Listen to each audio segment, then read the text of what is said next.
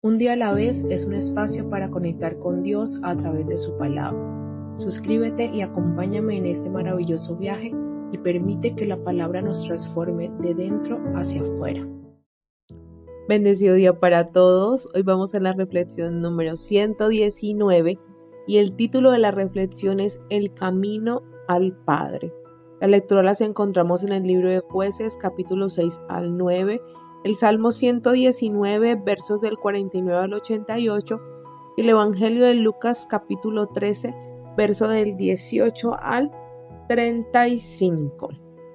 Les comparto que grabar este episodio no ha sido tan sencillo. Estos días han estado cargados de muchas cosas, una tras otra, y para mí no es fácil como acomodarme. Todavía estoy en ese proceso de poder descansar en lo que Dios hizo en la obra consumada de Cristo en la cruz.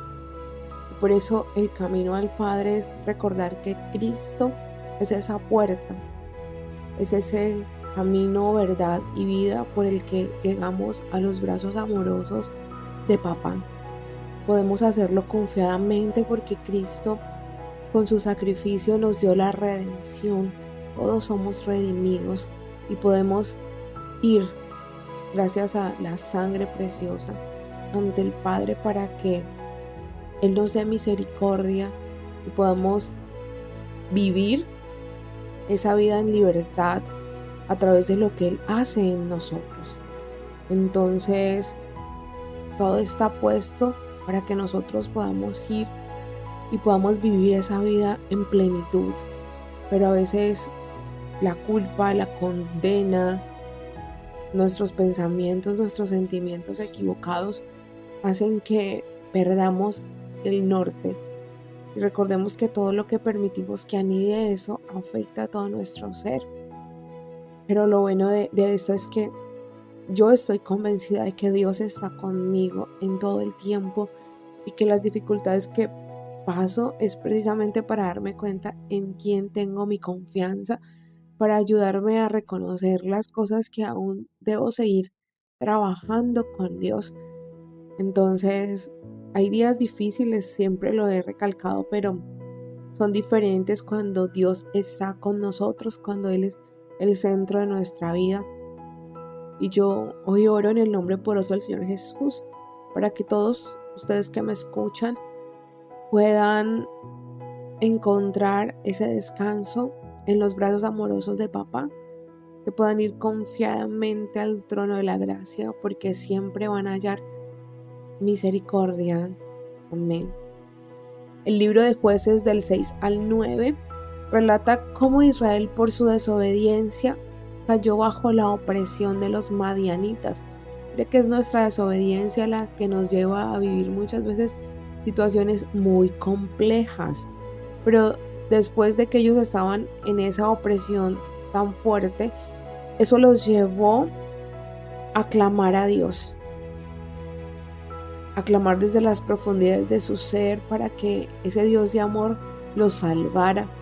¿Y qué hizo nuestro amado Padre? Llamó a Gedeón, un hombre que inicialmente fue muy temeroso, pero estaba dispuesto a obedecer lo que Dios le decía para poder liberar a su pueblo, pues eso lo incluía a él. A través de Gedeón, Dios no solo derrotó a los ejércitos madianitas con un ejército, no, más de 300 hombres. ¿Para qué con tan poquitos? Dirá uno, y a mí me daría un vértigo. Pero es que así nos damos cuenta que la victoria proviene de Dios y no de nuestra fuerza humana. Mira que a mí eso sí me cuesta. Yo anoche en la oración le decía al Padre que yo sabía que debía descansar en Él, pero que yo estaba acostumbrada a hacer.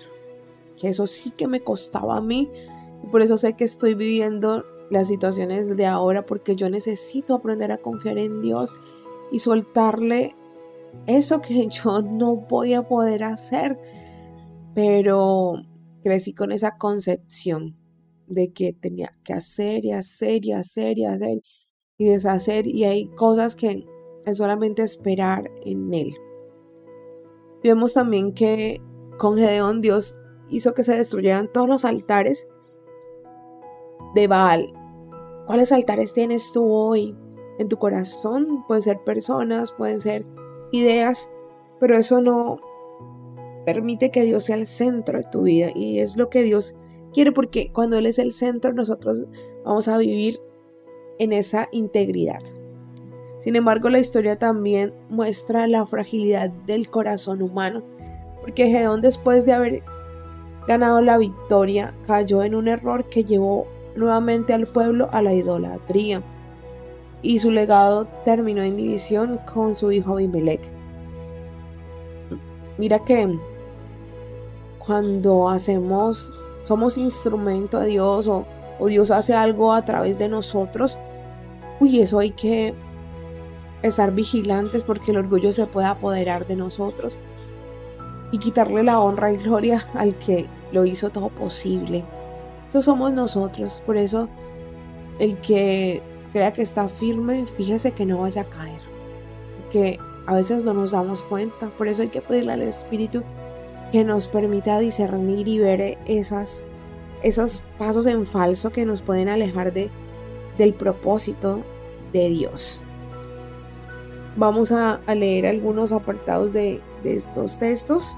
Dios llama a Gedeón. Pero los hechos de los israelitas fueron malos a los ojos del Señor, y durante 7 años el Señor los entregó al poder de los madianitas. Como los madianitas oprimían cada vez más a los israelitas, estos, por temor a los madianitas, se hicieron escondites en los cerros, en las cuevas y en lugares difíciles de alcanzar. Siempre que los israelitas tenían algo sembrado, los madianitas, los amalecitas y la gente del oriente los atacaban. Acampaban en los territorios de Israel y destruían las cosechas hasta la región de Gaza, sin dejarle a los israelitas nada que comer, ni ovejas, ni bueyes, ni asnos. Con sus tiendas de campaña y su ganado invadían el país y lo destruían todo. Venían con sus camellos en grandes multitudes como una plaga de langosta. Por causa de los madianitas, los israelitas pasaban por muchas miserias y finalmente le pidieron ayuda al Señor. Finalmente, mira que los israelitas pasaron tiempo, 7 años, pero al final del 7º año fue que pidieron ayuda. Nosotros creemos ser autosuficientes. Eso es lo que a mí me mata. Por eso es el hacer. Yo crecí siendo autosuficiente. Yo viví mucho tiempo sola y yo aprendí a hacer las cosas de manera independiente. Para mí depender es muy complejo. Es lo que Dios trabaja en mí. Cuando los israelitas le pidieron al Señor que los librara de los madianitas, Él les envió un profeta que les dijo: así dice el Señor y Dios de Israel: yo los saqué a ustedes de Egipto, donde vivían como esclavos, y no solo los libré a ustedes de los egipcios, sino también de todos los que los oprimían. A ellos los fui echando de delante de ustedes, y a ustedes les di la tierra de ellos. Y les dije a ustedes que yo soy el Señor su Dios, y que no tuvieran miedo de los dioses de los amorreos, en cuya tierra viven ustedes ahora. Pero ustedes no hicieron caso. El miedo. Mira que el miedo nos paraliza. Entonces vino el ángel del Señor y se sentó bajo la encina que está en Ofra y que pertenecía a Joás, que era del clan de Abiezer. Gedeón, el hijo de Joás, estaba limpiando el trigo a escondidas en el lugar donde se pisaba la uva para hacer vino, para que los madianitas no lo vieran. El ángel del Señor se le apareció y le dijo: el Señor está contigo, hombre fuerte y valiente. Y Gedeón contestó: perdón, Señor, pero si el Señor está con nosotros, ¿por qué nos pasa todo esto? ¿Dónde están todos los milagros que nos hablan nuestros antepasados cuando dicen que el Señor nos sacó de Egipto? El Señor nos ha abandonado y nos ha entregado al poder de los madianitas. ¿Vemos por qué nos pasa todo esto? Mira, podemos estar con Dios, pero dificultades siempre van a haber. La diferencia es cómo atravesamos esas dificultades. Si en paz y en tranquilidad, con el gozo que solo Dios da, o en angustia, preocupación y estrés. El Señor lo miró y le dijo: usa la fuerza que tienes para ir a salvar a Israel del poder de los madianitas. Yo soy el que te envía. Pero Gedeón volvió a contestar una vez más: perdón, Señor, pero ¿cómo voy a salvar a Israel? Mi clan es el más pequeño, el más pobre de la tribu de Manases, y yo soy el más pequeño de mi familia. Y el Señor le respondió: podrás hacerlo porque yo estaré contigo. Derrotarás a los madianitas como quien derrota a un solo hombre. ¿Ves? No depende de tu talento, no depende de tus fuerzas, no depende de nada de lo que nosotros hagamos. La victoria es del Señor y nosotros hoy peleamos desde la victoria porque Cristo ya la ganó en la cruz. Entonces Gedeón dijo: si me he ganado tu favor, dame una prueba de que tú realmente eres quien habla conmigo. Por favor, no te vayas de aquí hasta que yo vuelva con una ofrenda que te quiero presentar. Mire que aquí Gedeón es como si era Lina, porque yo le pido al Señor muchas pruebas y confirmaciones para moverme, porque a mí si hay algo que me juega son los pensamientos. Y a veces me meto unas zancadillas yo misma, que mejor dicho.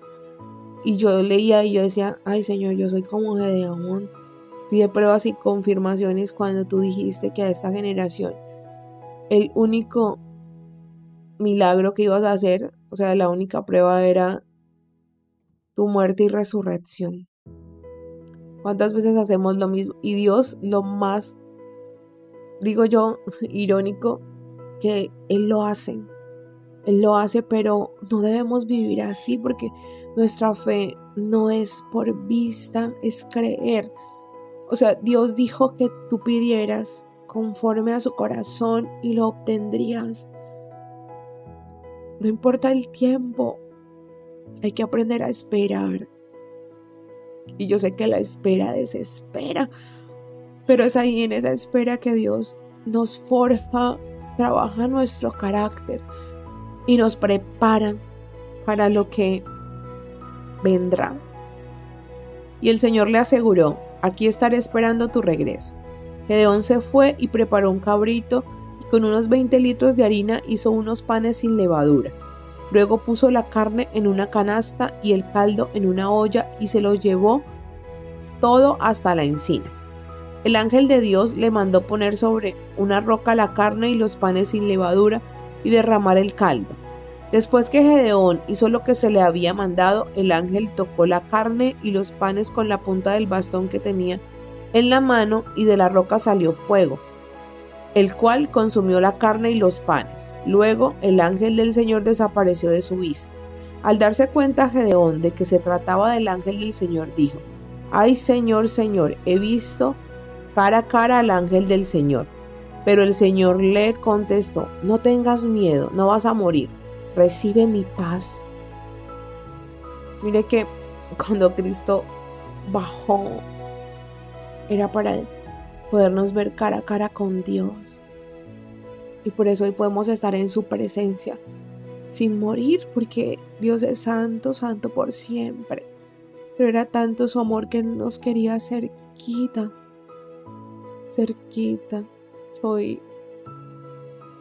Dios mío, yo estoy enamorada de mi Dios. Enamorada por ver su cuidado, ver su amor, ver su compañía. Es maravilloso poder estar en su presencia, poderlo experimentar como ese Dios vivo y real que me da la paz. Entonces Gedeón construyó allí un altar en honor al Señor y lo llamó: El Señor es la paz. Este altar todavía está en Ofra, ciudad del clan de Abiezer. Aquella misma noche el Señor le dijo a Gedeón: toma un toro del ganado de tu padre, el segundo toro, el de 7 años, y echa abajo el altar de Baal que tiene tu padre. Echa abajo también el árbol sagrado que está junto al altar de Baal, y en lo alto de esa fortaleza construye un altar al Señor tu Dios. Toma luego el toro, el segundo, y ofrécelo como holocausto usando para ello la señal del árbol sagrado que habrás echado abajo. Mira, Gedeón echó el altar de su padre, pero Gedeón sí derribó el altar de su corazón. Vamos a ver más adelante, nos vamos a dar cuenta que no. Gedeón no echó los dioses extraños de su corazón. Entonces Gedeón tomó a 10 de sus sirvientes e hizo todo lo que el Señor le había mandado, solo que no lo hizo de día, sino durante la noche, por miedo a la familia de su padre y a los hombres de la ciudad. A la mañana siguiente, cuando la gente de la ciudad se levantó, se encontró con el altar de Baal había sido echado abajo, lo mismo que el árbol sagrado que estaba junto al altar, y que además un toro había sido ofrecido en holocausto sobre el nuevo altar. Unos a otros se preguntaban, ¿quién habrá hecho esto? Cuando después de mucho buscar y preguntar, supieron que lo había hecho Gedeón, el hijo de Joás, fueron y le dijeron a Joás, saca a tu hijo que lo vamos a matar. Ha echado abajo el altar de Baal y el árbol sagrado que estaba junto al altar. Pero Joás respondió a quienes le rodeaban, ¿van ustedes a defender a Baal y a pelear en su favor? Pues que muera antes del amanecer cualquiera que defienda a Baal. Si Baal es Dios, déjenlo que se defienda solo, puesto que era suyo el altar derribado. Vemos, pues Baal que se iba a defender, si Baal no era un Dios, es una invención humana. Entonces, él no puede defenderse, a diferencia de nuestro Dios poderoso que se defiende y nos defiende. Desde entonces comenzaron a llamar Jerubal a Gedeón y decían que Baal se defienda de él, pues Gedeón había echado abajo el altar de Baal. Entonces todos los madianitas y los amalecitas y la gente del oriente se juntaron, cruzaron el río Jordán y acamparon en el valle de Jezreel. Pero el espíritu del Señor se adueñó de Gedeón y éste tocó un cuerno de carnero para que se le unieran a los del clan de Abiezer. Además mandó mensajeros para que llamaran a toda la tribu de Manases a que se le uniera. También envió mensajeros a llamar a las tribus de Aser, Zabulón y Neftalí, que también salieron a reunirse con él. Y Gedeón le dijo a Dios, si de veras me vas a usar para salvar a Israel, como tú mismo has dicho, voy a poner el cuerno lanudo de una oveja en el lugar donde se trilla el trigo. Si por la mañana la lana está mojada de rocío, pero la tierra está seca, sabré que de veras vas a usarme para salvar a Israel, como tú mismo has dicho. En efecto, así sucedió. Cuando Gedeón se levantó por la mañana, exprimió el cuero lanudo y sacó de él una taza llena de rocío. Sin embargo, Gedeón dijo, no te enojes conmigo si vuelvo a insistir, pero quiero hacer una sola prueba más. Esta vez harás que la lana quede seca y que el rocío humedezca la tierra. Aquella noche Dios lo hizo así, y a la mañana siguiente la lana estaba seca y toda la tierra cubierta de rocío. Mira que es complejo vivir una fe por vista, porque la fe es garantía de lo que se espera y prueba de lo que no se ve. Dios no te va a dar confirmaciones cada vez. Nosotros debemos caminar conforme a su palabra y a la palabra que Él nos dio y permanecer hasta que Él vuelva a dar otra palabra. Tiempo, solo Dios lo sabe, pero yo veo que Noé esperó 120 años para que hiciera un diluvio. Abraham esperó 25 años para ver el hijo de la promesa. Y nosotros queremos todo de manera inmediata. Ay, Dios de mi corazón. La palabra quiebra porque la palabra va sacando toda la luz. Gedeón derrota a los madianitas. Gedeón, a quien ahora llaman Jerubal, y todos los que estaban con él se levantaron de madrugada y fueron a acampar junto al manantial de Arod. El campamento de los madianitas les quedaba entonces al norte, en el valle que está al pie del monte de Moré. El Señor le dijo a Gedeón, traes tanta gente contigo que si hago que los israelitas derroten a los madianitas, van a alardear ante mí creyendo que se han salvado ellos mismos. Por eso dile a la gente que cualquiera que tenga miedo puede irse a casa. De este modo Gedeón los puso a prueba y se fueron 22,000 hombres, quedando 10,000. Pero el Señor insistió: son muchos todavía. Llévalos a tomar agua y allí yo los pondré a prueba y te diré quiénes irán contigo y quiénes no. Gedeón llevó entonces a la gente a tomar agua y el Señor le dijo: aparta a los que beban agua con sus manos lamiéndola como perros, de aquellos que se arrodillen para beber. Los que bebieron agua llevándosela de las manos a la boca y lamiéndola como perros fueron 300. Todos los demás se arrodillaron para beber. Entonces el Señor le dijo a Gedeón: con estos 300 hombres voy a salvarlos a ustedes y derrotaré a los madianitas. Todos los demás pueden irse. Cuando Gedeón mandó entonces que todos los demás regresaran a sus tiendas, pero antes de que se fueran les recogió sus cántaros y sus cuernos de carnero. Solo se quedó con los 300 hombres escogidos, acampando más arriba de los madianitas que estaban en el valle.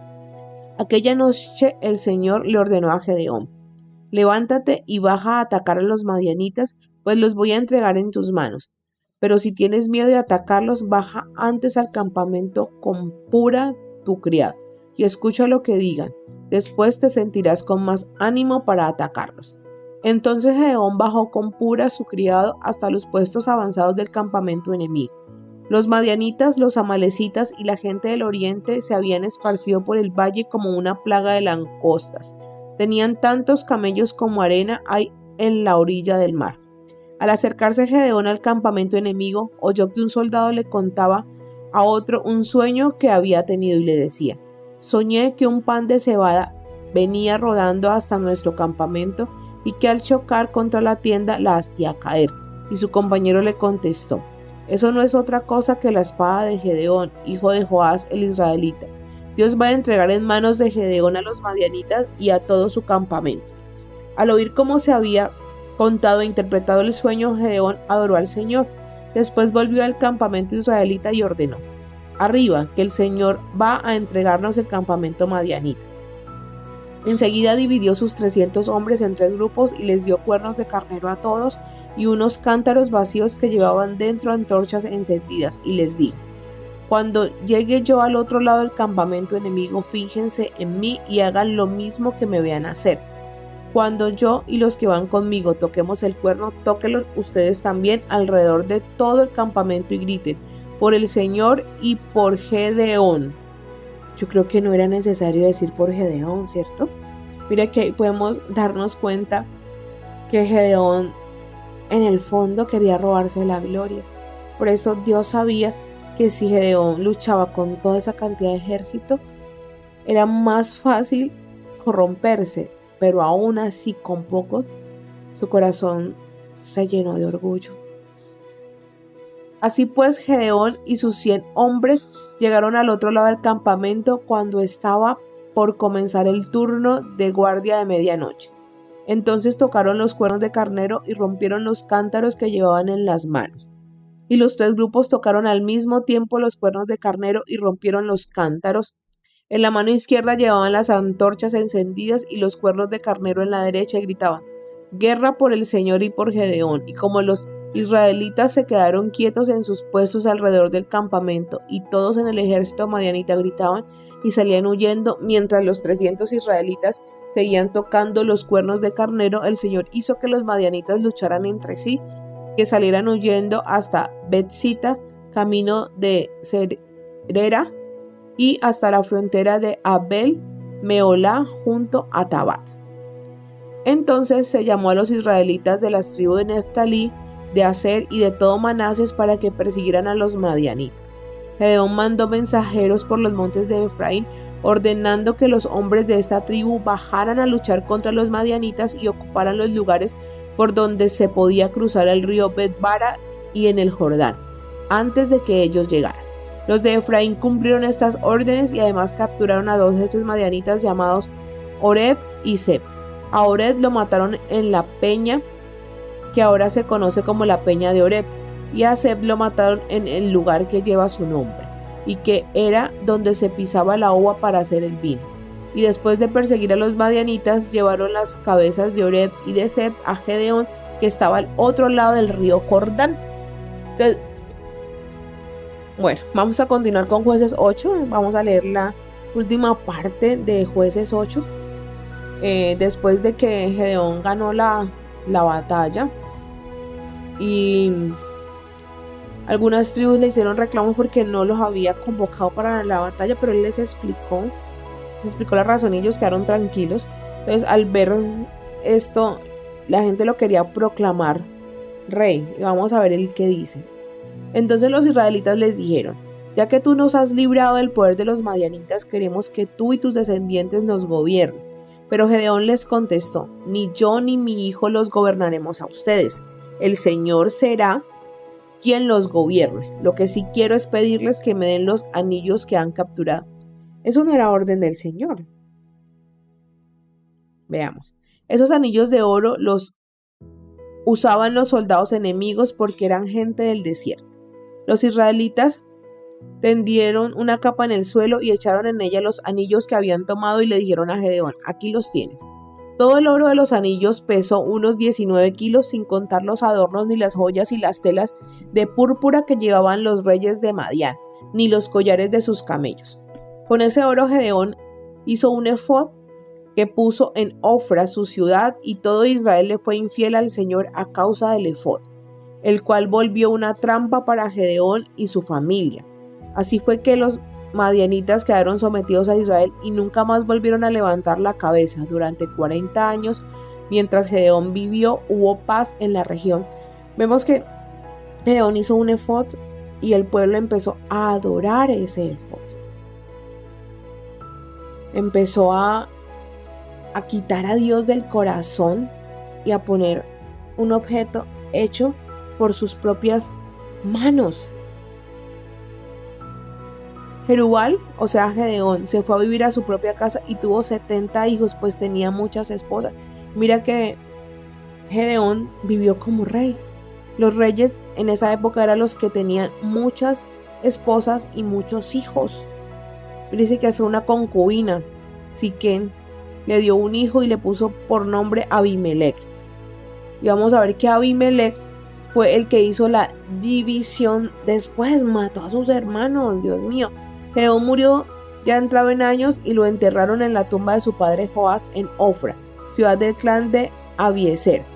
Después que murió Gedeón, los israelitas volvieron a abandonar a Dios para adorar a las diferentes representaciones de Baal y escogieron como su dios a Baal-Beri.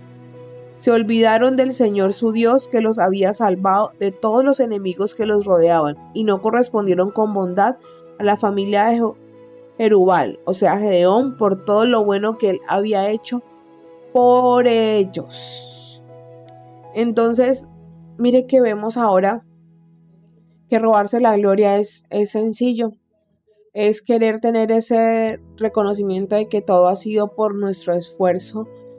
Y cuando no es así, digamos, yo empecé estas reflexiones porque Dios llevaba haciéndome ese llamado hace mucho rato, pero por diferentes razones no lo hacía. Y ahora veo que ya van 60 suscriptores, 60 personas, y yo digo: Señor, eso es por tu gracia. Pero si yo empezara a decir: no, es que es mis habilidades de comunicación, es mis habilidades, cualquier cosa, para manejar el computador, para manejar, escribir, lo que sea. Le dije: voy a robarme la gloria del que me ha puesto acá. Y yo sé que si alguien escucha y si esto llega a las profundidades del ser de alguna persona, es porque el Espíritu Santo es el que habla. Es el yo escucho muchas veces las reflexiones y me doy cuenta de lo que tengo que mejorar, y otras las personas me lo dicen, porque este es el camino de purificación y es un camino en comunidad. Entonces, hagas lo que hagas, recuerda que todo es por la gloria de Dios. Cualquier cosa. Una vez escuchaba un predicador que había orado por alguien y esa persona empezó a prosperar.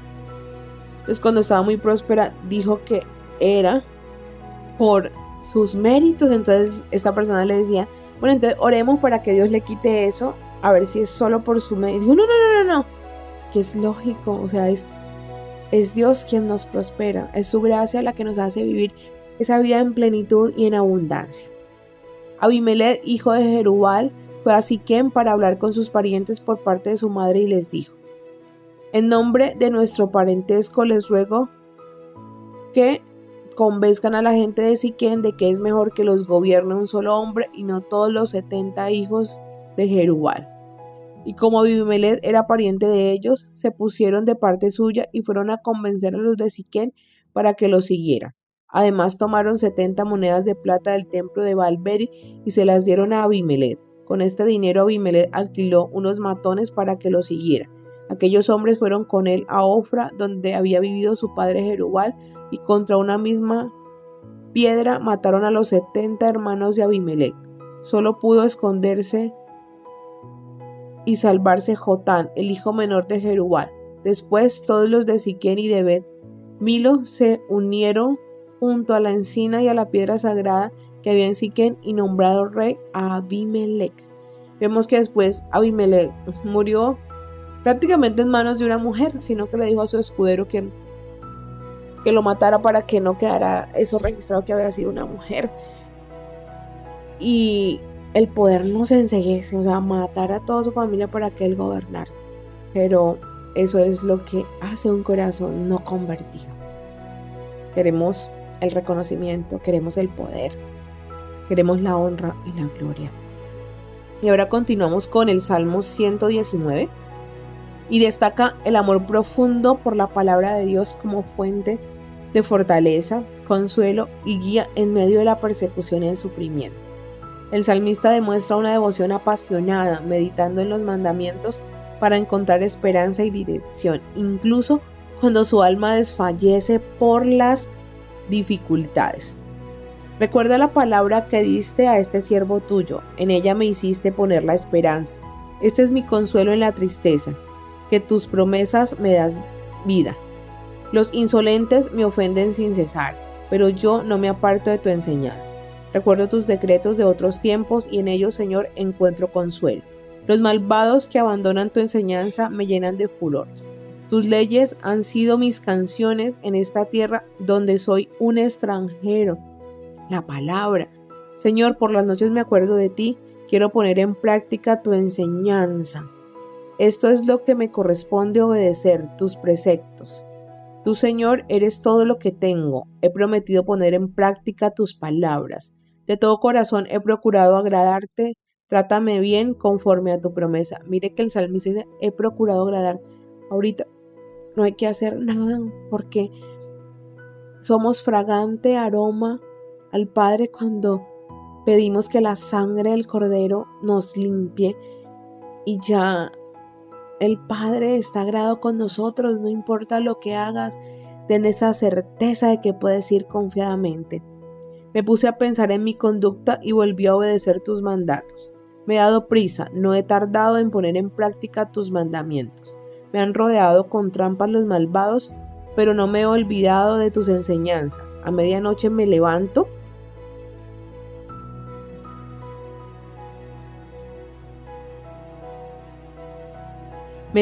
a darte gracias por tus justos decretos. Yo soy amigo de los que te honran y de los que cumplen tus preceptos. Señor, la tierra está llena de tu amor, enséñame tus leyes. Señor, tú has tratado bien a este siervo tuyo conforme a tu promesa. Enséñame a tener buen juicio y conocimiento, pues confío en tus mandatos. Antes de ser humillado cometí muchos errores, pero ahora obedezco tu palabra. Tú eres bueno y haces el bien. Enséñame tus leyes. Los insolentes me acusan falsamente, pero yo cumplo tus preceptos de todo corazón. Ellos tienen la mente entorpecida, pero yo me alegro con tu enseñanza. Me hizo bien haber sido humillado, pues así aprendí tus leyes. Para mí vale más la enseñanza de tus labios que miles de monedas de oro y plata. Tú mismo me hiciste y me formaste. Dame inteligencia para aprender tus mandamientos. Los que te honran se alegran al verme, porque he puesto mi esperanza en tu palabra. Señor, yo sé que tus decretos son justos y que tienes razón cuando me afliges. Que tu amor me sirva de consuelo conforme a la promesa que me hiciste. Muéstrame tu ternura y hazme vivir, pues me siento feliz con tus enseñanzas. Sean avergonzados los insolentes, que sin razón me maltratan. Yo quiero meditar en tus preceptos. Que se reúnan conmigo los que te honran, los que conocen tus mandatos. Que mi corazón sea perfecto en tus leyes para no tener de qué avergonzarme. Con ansias espero que me salves. He puesto mi esperanza en tu palabra. Mis ojos se consumen esperando tu promesa y digo, ¿cuándo vendrás a consolarme? Aunque soy un viejo inútil y olvidado, no me he olvidado de tus leyes. ¿Cuánto más habré de esperar? ¿Cuándo juzgarás a los que me persiguen? Gente insolente que no sigue tu enseñanza, han cavado trampas a mi paso. Ayúdame, pues soy perseguido sin motivo. Tus mandamientos son todos verdaderos. Casi he sido borrado de la tierra, pero no he descuidado tus preceptos. Dame vida de acuerdo con tu amor y cumpliré los mandatos de tus labios. Vemos que el salmista reconoce que la palabra, la meditación es lo que lo sostiene y ese es el camino al Padre. Vamos a Jesús para que nos dé ese libre acceso y el Espíritu Santo para que nos explique los preceptos. Que cómo vamos a comprender a Dios si no conocemos su palabra. Es imposible agradarle si no conocemos lo que está escrito. Hay que deleitarnos en esa palabra, que es la que nos transforma y nos libera.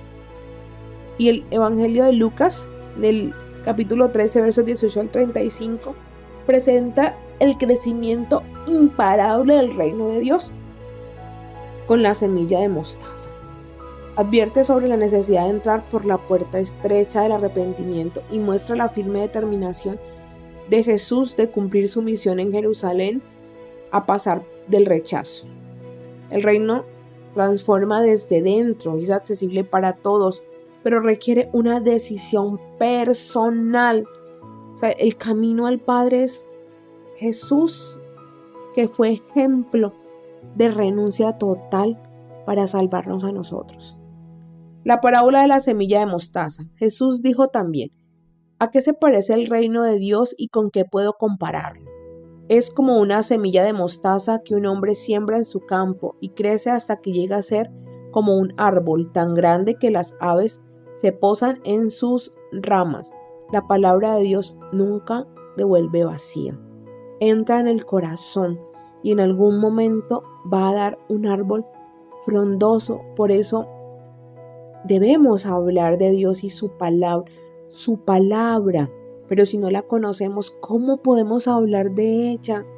Pidámosle a Dios que nos dé amor por la lectura de su palabra para que podamos conocerla y podamos esparcir esa semilla a todos los lugares donde vayamos, porque esa semilla algún día dará fruto, porque no es quien siembra la semilla, es Dios que la hace crecer. Eso nos dijo Pablo cuando la gente se batía, que yo soy de Apolo, yo soy de...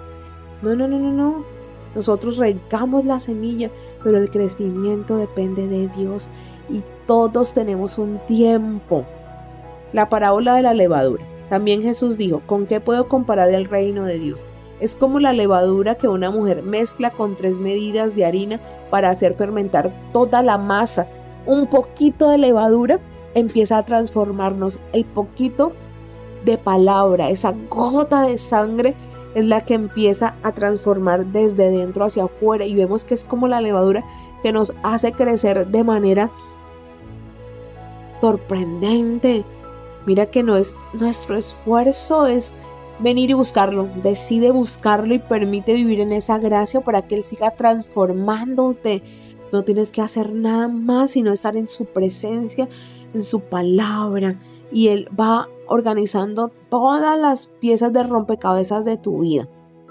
La puerta angosta.